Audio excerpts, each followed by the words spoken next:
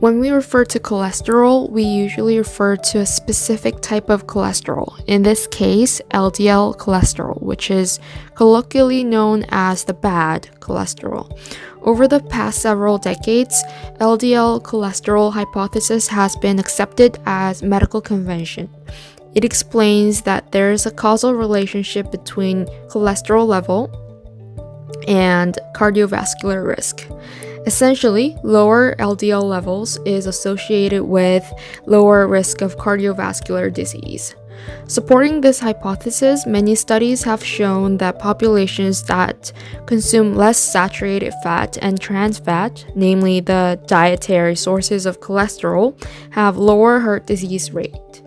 So if you look at the graph to the right, the x-axis is the LDL cholesterol level, and the y-axis is the cardiovascular event rate. There are two graphs, one for primary prevention group and another for secondary prevention group. The important thing here is that no matter which group you're in, as the cholesterol level increases, the cardiovascular event rate also increases. One way to lower the LDL cholesterol level is through statin therapy. Statin has consistently proven its effectiveness in lowering cholesterol level and preventing cardiovascular disease. For example, people who receive statin therapy have 25% lower cardiovascular event rate, 27% lower coronary heart disease events, 22% lower stroke rate, 38% lower revascularization rate, and also 14% lower mortality overall. If you look at the graph on the right hand side, you can see that the statin-induced LDL cholesterol lowering is represented by the x-axis, and the cardiovascular event reduction is represented by the y-axis. And you can see that these two are actually proportional. Now we're going to go over blood pressure and how it changes with age. We'll also cover what a normal blood pressure level should look like and what does your blood pressure reading mean. Your heart pumps blood around your body through a network of vessels called arteries. With each heartbeat, the blood pushes against the artery wall. The strength of this pushing is called your blood pressure. Your blood pressure changes throughout the day. It's lower when you're asleep or relaxing, and it goes up as you move around. It can also be increased by stress or extreme emotions and stimulants like nicotine or caffeine. To measure blood pressure monitors are used. Here we have an image of a common blood pressure monitor. The top number represents the systolic pressure, which in this case is 118. The middle number represents the diastolic pressure, in this case 78, and the bottom number represents the pulse rate. Often, the blood pressure is reported as the systolic pressure over the diastolic pressure. So in this case, the blood pressure is 118 over 78. You may be wondering, what do these numbers mean? So to clarify, your systolic pressure is the amount of pressure in arteries during the contraction phase of the heart. Your diastolic pressure, on the other hand, is the blood pressure when your heart is in between beats.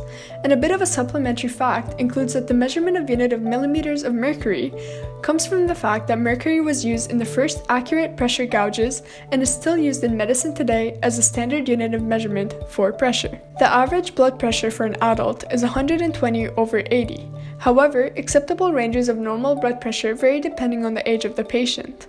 Here we have a normal blood pressure chart that separates normal ranges based on age. An individual who is 16 years old may have a normal blood pressure of 90 over 60, while a 55-year-old adult may have a normal blood pressure of 120 over 80. It is important to recognize that healthcare providers must also take into account subjective data in conjunction with such ranges. For example, a healthy asymptomatic 20-year-old adult may have a blood pressure of 90 over 55, even though that falls out of the acceptable range. This would not necessarily mean that this individual is at a risk of blood pressure-related conditions. So overall, some things to keep in mind are that there are other factors that influence blood pressure, including gender, ethnicity, weight, pregnancy, stress, and many more. High blood pressure or hypertension occur when the blood pressure increases to unhealthy levels. Your blood pressure measurement takes into account how much blood is passing through your blood vessels and the amount of resistance the blood meets while the heart is pumping. Narrow arteries increase this resistance. The narrower your arteries are, the higher the blood pressure will be. There are two types of hypertension, which include primary hypertension, in which the condition develops over time with no identifiable cause, and secondary hypertension, in which it occurs quickly and is more severe. Over the long term, increased pressure can cause health issues, including heart disease, and early detection is very important. Regular blood pressure readings can help you and your doctor notice any changes. If your blood pressure is elevated, your doctor may have you check your blood pressure over a few weeks to see if the number stays elevated or falls back to normal. Treatment of hypertension includes both prescription medication and healthy lifestyle changes. If the condition isn't treated, it could lead to health issues including heart attack or stroke. Here we have some statistical data from Canada from 2015. On the x-axis, we have different age groups ranging from 12 years old to 75 or older, while on the y-axis, we have the percentage of diagnosis of high blood pressure for those age groups. We have the female population represented in red and the male population represented in blue. Some of the trends noticed are the increased frequency in males up until around 55 to 64 years old. In adults 75 and older, high blood pressure diagnosis becomes more prominent in females. Another trend includes the increasing prominence of high blood pressure as age increases, with an approximate 50% high blood pressure diagnosis once we reach the 75-year-old range. Here we have a few of the detrimental consequences of hypertension. We will be discussing how high blood pressure affects the brain, eyes, kidneys, and heart. First off, we'll talk about the brain. Your brain depends on a nourishing blood supply to work properly. But high blood pressure can cause several problems, including transient ischemic attack, or TIA, which is a brief temporary disruption of blood supply to your brain. Hardened arteries, or blood clots, caused by high blood pressure can cause TIA. TIA is often a warning sign that you're at risk of a full-blown stroke. A stroke, on the other hand, occurs when part of your brain is deprived of oxygen and nutrients, which causes brain cells to die. Blood vessels damaged by high blood pressure can narrow, rupture, or leak. High blood pressure can also cause blood clots to form in the arteries leading to your brain, blocking blood flow and potentially causing a stroke. Another damage to the brain includes dementia. Narrowed or blocked arteries can limit blood flow to the brain, leading to a certain type of dementia called vascular dementia. A stroke that interrupts blood flow to the brain can also cause this vascular dementia. Another damage includes mild cognitive impairment. This condition is a transition stage between the changes in understanding and memory that generally come with aging, and the more serious problems caused by dementia.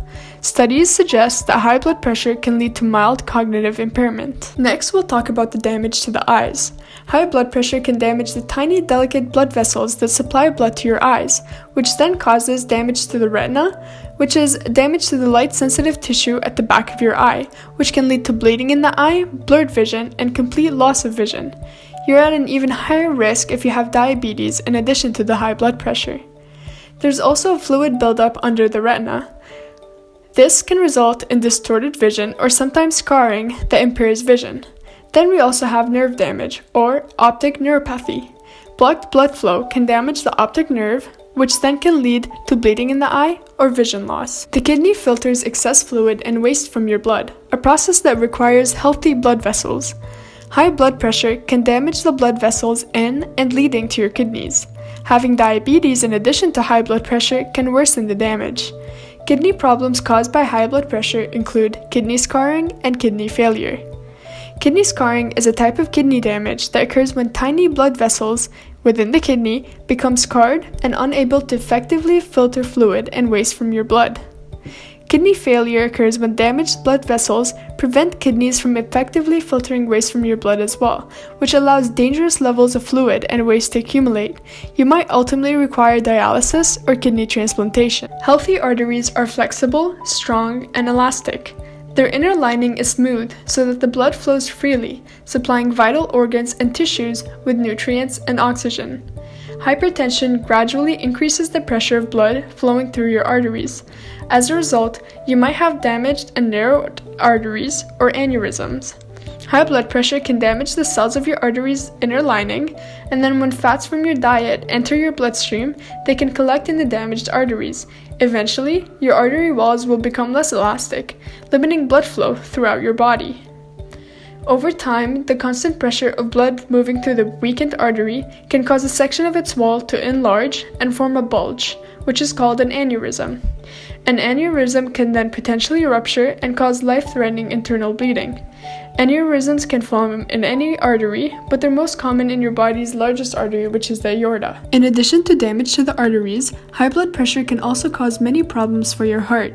This includes coronary artery disease, enlarged left heart, and heart failure. Coronary heart disease occurs when arteries narrowed and damaged by high blood pressure have trouble supplying blood to your heart. When blood can't flow freely to your heart, you can have chest pain, irregular heart rhythms, or a heart attack. High blood pressure also forces your heart to work harder to pump blood to the rest of your body. This causes part of your heart, which is in the left ventricle, to thicken. A thickened left ventricle increases your risk of heart attack, heart failure, and sudden cardiac death.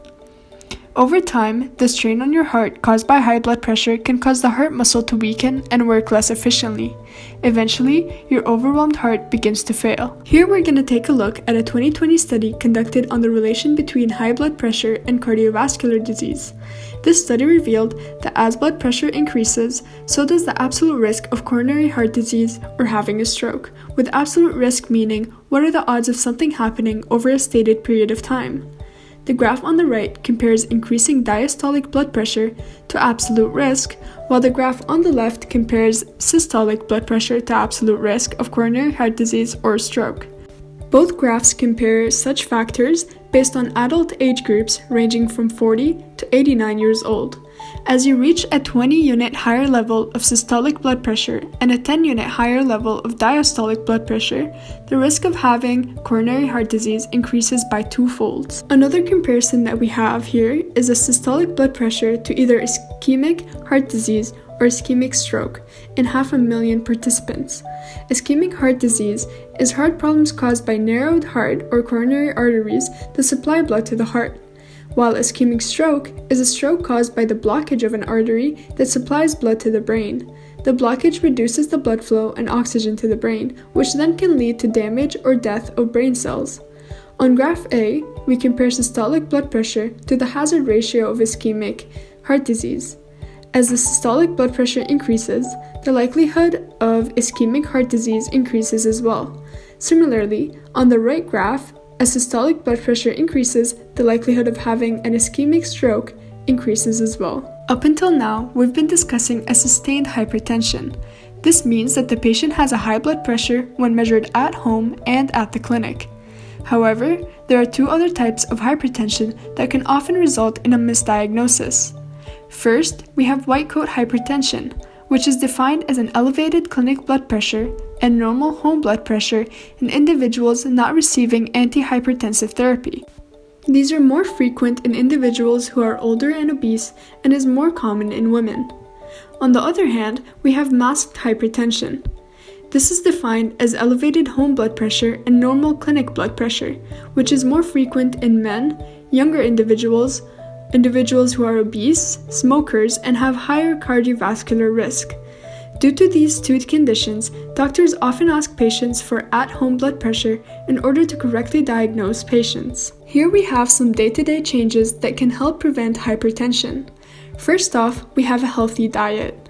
Choosing healthy meals and better snack options has numerous health benefits, and among these benefits is a decreased risk of high blood pressure and the complications that accompany such diagnosis. Along with having a healthy diet, maintaining a healthy weight can decrease high blood pressure risks and many more cardiovascular diseases that we will be covering on later in this presentation. Next, we have exercise. It is recommended that each adult should have at least 2.5 hours of moderate intensity workouts each week. This includes a brisk 30-minute walk every day or doing things that you may enjoy like biking, hiking, and aerobics.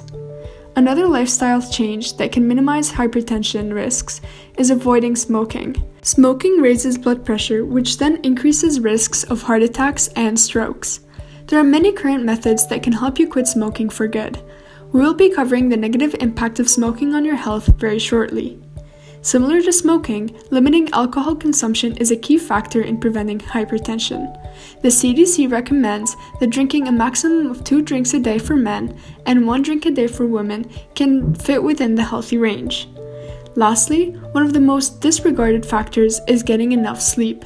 Inadequate sleep on a regular basis has been linked to increased heart disease, hypertension, and stroke risks. Having a consistent sleep schedule is highly recommended and beneficial for your health.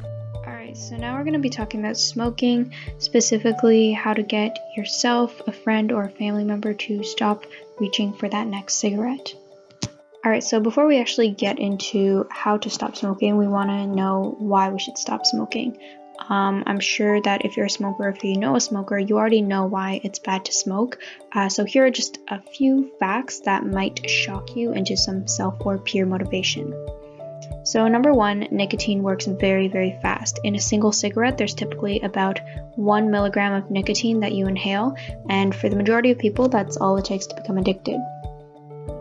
Smoking will also kill you. Tobacco alone kills more than 8 million people every year, which translates to about 1 smoking-related death every 5 seconds in the world. A single cigarette is also capable of taking 11 minutes off your life. So think about what a pack can do.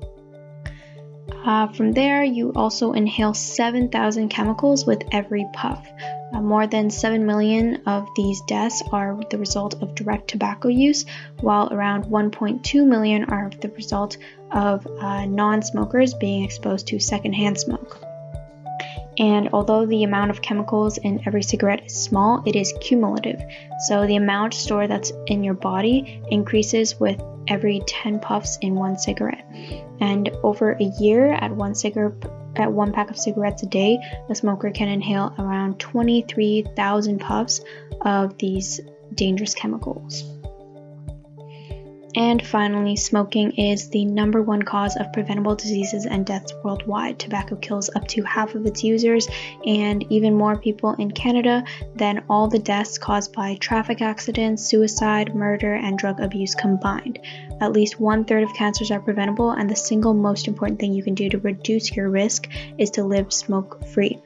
Alright, so this is just a little visual comparison of healthy lungs versus a smoker lungs, because just words is not enough.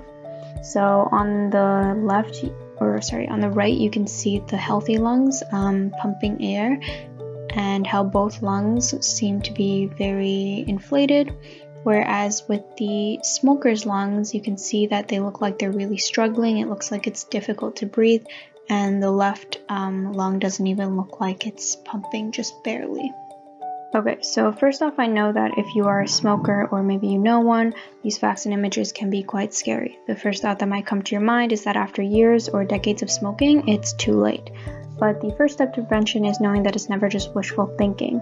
It's never too late to stop smoking, and you can see that this helpful little infographic kind of summarizes that. So in your lungs, you have something called protective cells, and as researchers have discovered, quitting smoking not only stops the damage to the lungs, it also helps your protective cells to repair them. On the left, you can see a pair of healthy lungs of a non-smoker, where these cells are considered normal, and in the middle are the lungs of a smoker, where about 90% of these cells have up to 10,000 extra genetic mutations caused directly from the chemicals in tobacco. So from these 90% of cells, about 1/4 of them possess cancer-related mutations. Now, unexpectedly on the right here, we can see the pair of lungs of an ex-smoker. So people who have smoked very heavily for the past 30 to 40 years maybe, and stopped smoking in recent years. These people had lungs that were about 4 times healthier than the smokers. Up to 40% of their cells were identical to those in healthy individuals, and there were even people who had smoked over 15,000 packs of cigarettes over their lifetime, whose lungs showed no evidence of that tobacco damage severity within their first few years of quitting. So yeah, the main takeaway is just not to lose hope. Quitting, even late in life, can significantly lower your risk of disease and death. If you take care of your body will do its best to take care of you. These are just kind of the immediate benefits of smoking. So 20 minutes later, your blood pressure and pulse might return to normal. 24 hours later, your risk of heart attack starts to drop. and about 2 weeks later, your circulation increases as the airways in your lungs relax. Okay, so now we're actually going to be talking about how to stop smoking. First off, when you quit smoking, you might need to have some support to cope with your body's desire for nicotine. So nicotine replacement therapy offers products that helps a lot of smokers to quit. So there are short-acting replacement therapies like nicotine gum, lozenges, nasal sprays, or inhalers, and these can kind of help you overcome those really intense cravings. And these short-acting therapies are generally safe to use in combination with long-acting nicotine therapies like patches or a non-nicotine medication. Electronic cigarettes have also gained a lot of attention recently as an alternative to smoking traditional cigarettes. However, more studies are needed to determine their effectiveness and safety for stopping smoking, as long as the long-term health effects. So I would just stick to the over-the-counter and prescription nicotine replacement therapy. So the next thing you're going to want to do is really avoid your triggers. So urges for tobacco are likely to be strongest in situations where you smoked or chewed tobacco the most often. So maybe at get-togethers around other smokers or when you were feeling stressed out. So what you want to do is identify your trigger situations and have a plan in place to avoid them entirely, so that you can get through them without using tobacco. Don't set yourself up on a smoking relapse. So if you usually smoked when you were talking on the phone, for instance, maybe keep a pen and paper nearby to occupy yourself with like writing or doodling rather than smoking. Smoking, if it was your way to deal with stress, you can resist it by maybe practicing relaxation techniques like deep breathing exercises, muscle relaxation, yoga, visualization, massages, or listening to some sort of calming music. Either way, you want to find a new stress outlet. So writing, exercise, support groups, dance, meditation, yoga, knitting, kinesthetics, creating artwork, eating a healthy diet, positive self-talk, gratitude journals, really anything that will help distract you. A really good one is physical activity. Even a short burst of physical activity, like running up and down the stairs a couple of times or going outside for a walk, can help a tobacco craving go away. And if you feel like you're going to give into your tobacco craving, tell yourself that you want to wait 10 minutes more first, and then do something to distract yourself in that time, like go on a walk, like I said before. Try to go to a public smoke-free zone, and these simple tricks might be enough to derail that tobacco craving. You could also give your mouth something else to fight that craving, so chewing on like gum or hard candy, or munching on carrots, celery, nuts, sunflower seeds, just anything that is crunchy and satisfying. You might be tempted to have just one cigarette to satisfy it yourself, but don't fool yourself into believing that you're just going to stop there, because more often than not, one cigarette will lead to another, and you may end up breaking the cycle.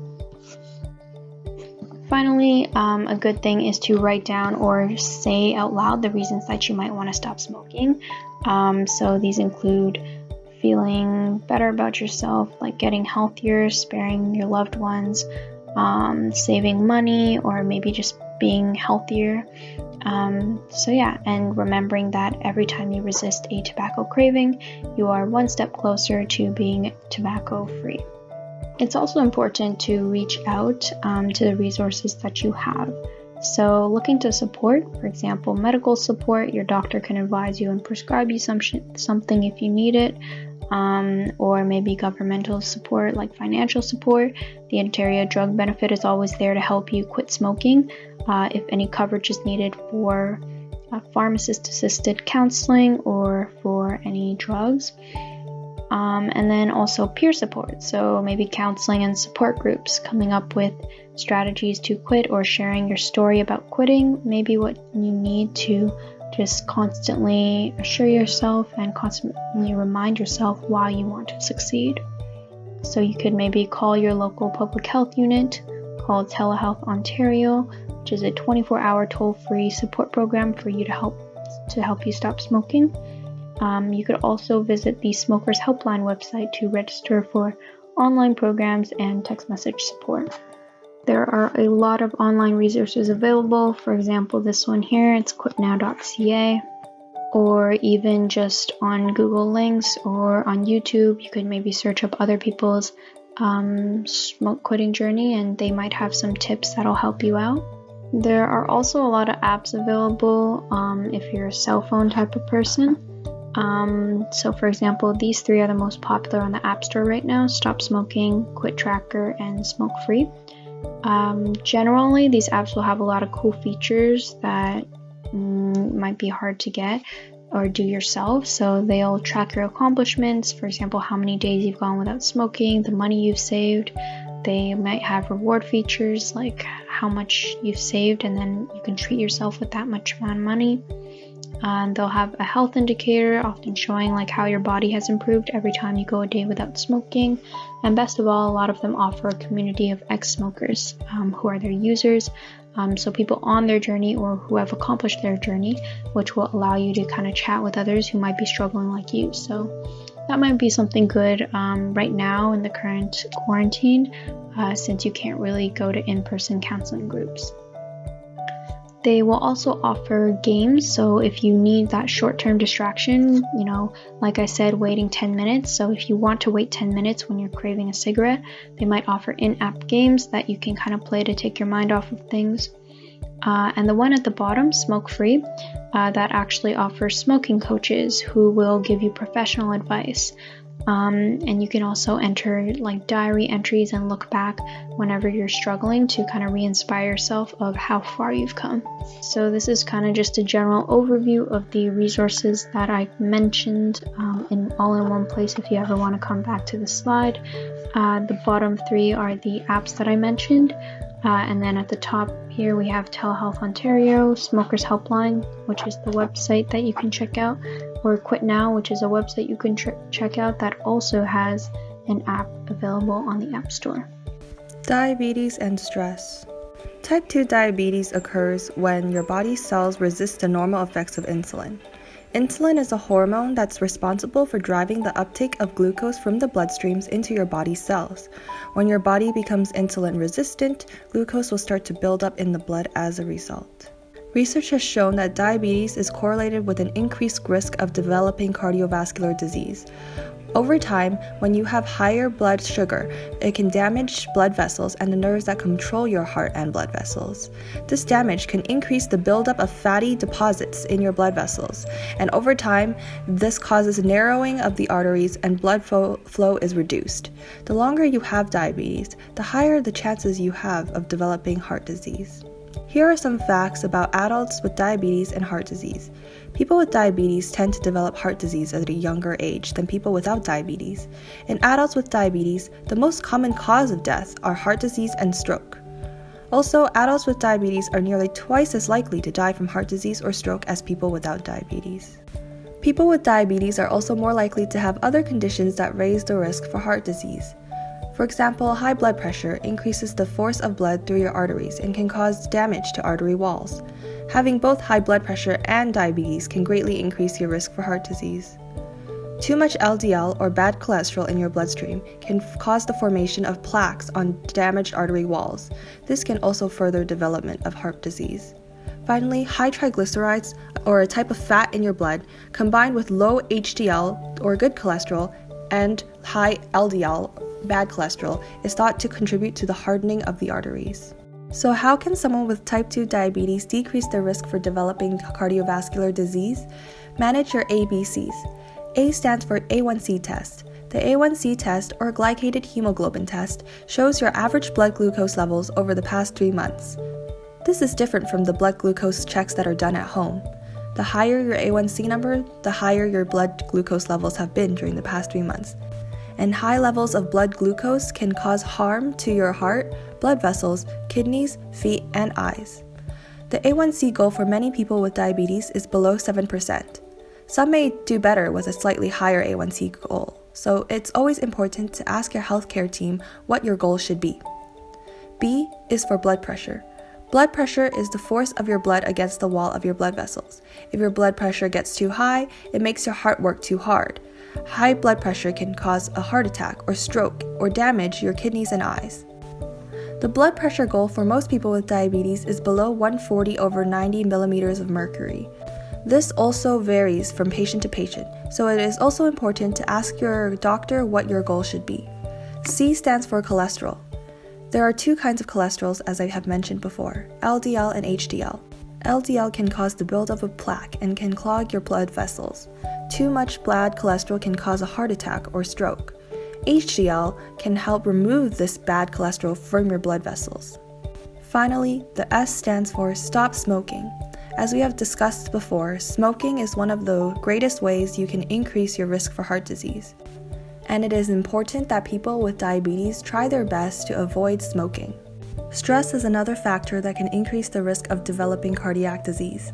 Signs of stress may include headaches, muscle pain or tension, trouble with sleep, and fatigue. You may also feel unmotivated, irritable, restless, anxious, and depressed. Stress can also negatively affect diabetes, making it that much important to manage in order to decrease the risk of developing heart disease. People who experience constant stressors in their life are at higher risk of developing diabetes. Both physical and mental stress makes it hard to manage diabetes. For example, you may have heard that when people with diabetes are sick or injured, it is more important to monitor their blood sugar because they are at higher risk for hyperglycemia, or too much sugar in the blood. This is because stress hormones like cortisol and adrenaline affect insulin levels and cause the release of glucose into the bloodstream because your body thinks that your muscles will need this glucose as energy for the fight or flight response. The American Diabetes Association recommends that people with diabetes take care of their minds just as much as they take care of their body. A good way to see if stress is affecting diabetes management is to write down the level of stress on a scale of 1 to 10 every time you test your blood sugar levels. By doing this consistently for a few weeks, you may notice a pattern emerge that allows you to see whether high levels of stress coincide with high levels of glucose or vice versa. Studies suggest that the long-term presence of the stress hormone cortisol can increase blood cholesterol, triglycerides, and blood pressure, which are all common risk factors for heart disease. Stress can also cause biological changes that promote plaque deposits in the arteries. Furthermore, stress often leads to maladaptive behaviors as a way to cope. For example, one may feel more inclined to smoke, drink, or be physically inactive and eat poorly when they are stressed. These behaviors are also highly damaging to heart health. So what are some healthy methods that one could use to cope with stress? Try meditating. Meditating removes negative thoughts and helps you relax. Research shows that mindfulness improves blood glucose control, reduces blood pressure, and enhances the overall quality of life. You could also try exercising, as that releases endorphins, which boosts mood. On top of that, it also lowers blood pressure and strengthens the heart. You can even combine meditation and exercise by doing some yoga, which has been shown to be quite helpful with reducing levels of stress. Another healthy way to decrease levels of stress is to take time for yourself. It's understandable that daily schedules can be overwhelming and busy, but it is important to know when it is time to take a break for yourself, to do a hobby, or spend time with friends and family. Breaks are essential for maintaining good mental health. Finally, it's important to acknowledge your emotions. Research suggests that by simply accepting or acknowledging destructive emotions in a non-judgmental way, as opposed to suppressing them or trying to change them, people are better able to cope with mental stressors. Try to incorporate some of these ways to manage stress into your life. For example, there are many meditation apps on the market that require little to no experience at all. Just download the app and it will guide you through the entire process. Furthermore, you may have heard of Dr. Curnew's Mindfulness Club. Try and sign up for future Mindfulness Club sessions, or you can visit Dr. Curnew's YouTube channel for previous videos on how to practice mindfulness in order to improve well-being. Now we're going to take a look at weight, its implications on cardiovascular and overall health, as well as some strategies and resources to help you lose weight and maintain lost weight. One of the most common classification systems for nutritional status and obesity relies on the body mass index, or BMI.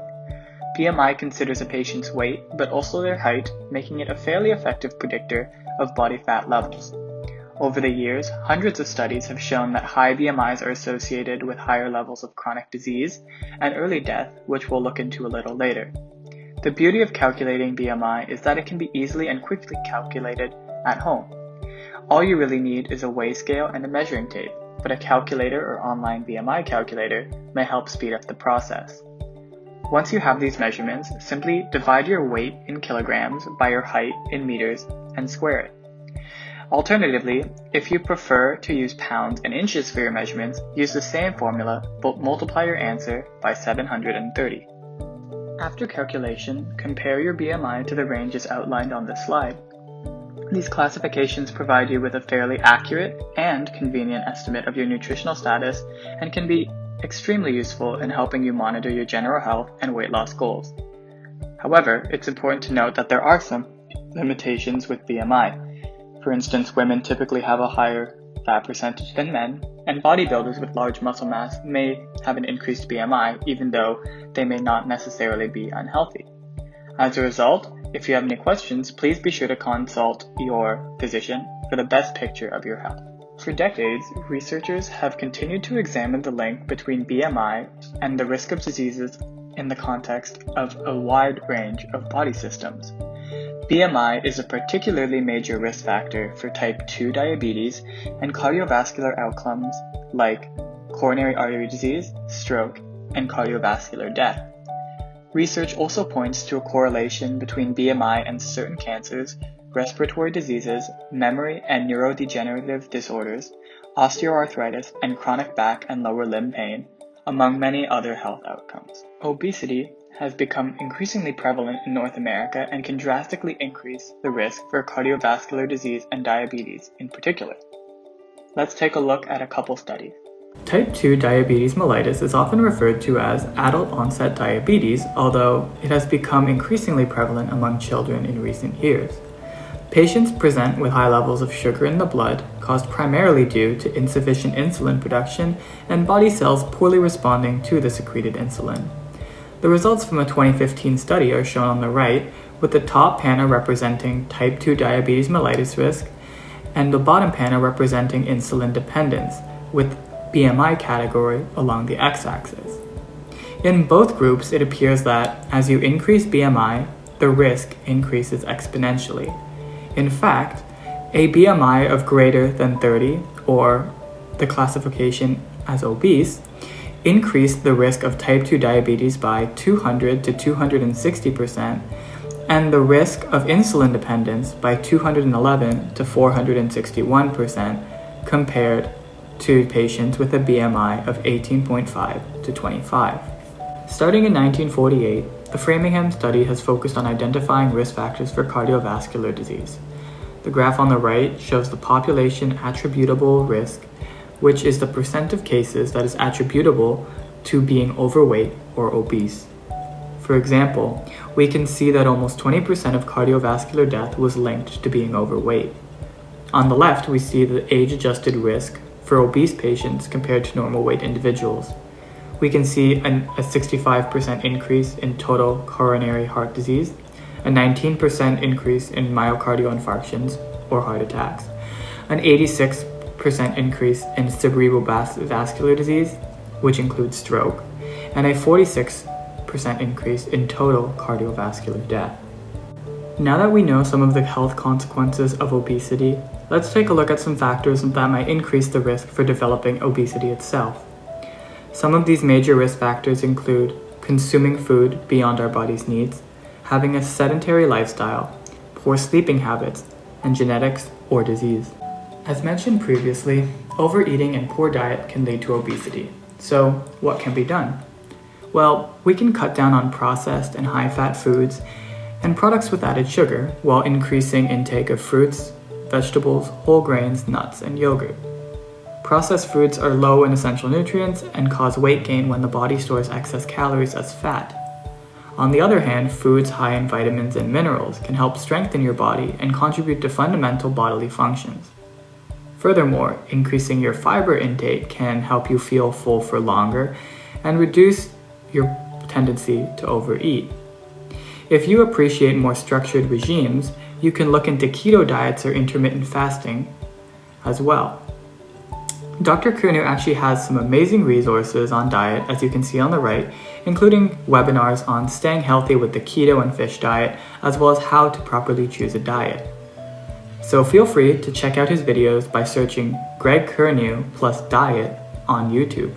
To combat a sedentary lifestyle, research shows that 150 to 250 minutes of moderate intensity activity per week can help prevent weight gain, while those looking to lose weight or maintain weight loss should get over 250 minutes of moderate activity per week. Moderate intensity activity includes many actions, some of which we may be already doing. Some examples include brisk walking, dancing, gardening, housework or chores, walks, sports or games with your kids or pets, and carrying loads less than 20 kilograms. For more tips and tricks, check out these videos from Dr. Curnew himself, which include staying on track with your exercise goals, as well as what are the benefits of exercise for heart health, by searching Greg Curnew plus exercise on YouTube. Interestingly, studies have shown that getting the right amount of sleep is important for preventing obesity. For adults, it's recommended to get 6 to 9 hours of sleep every night.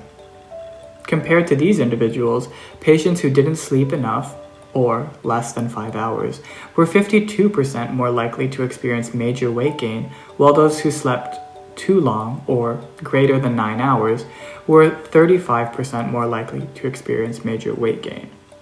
Overall, addressing weight gain is often a good way to improve one's health.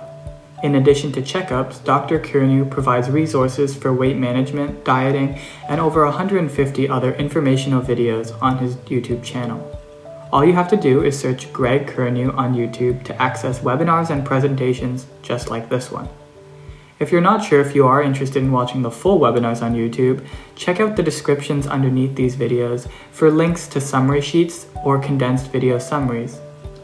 As always, if you have any questions or health concerns, please reach out to Dr. Curnew or the clinic.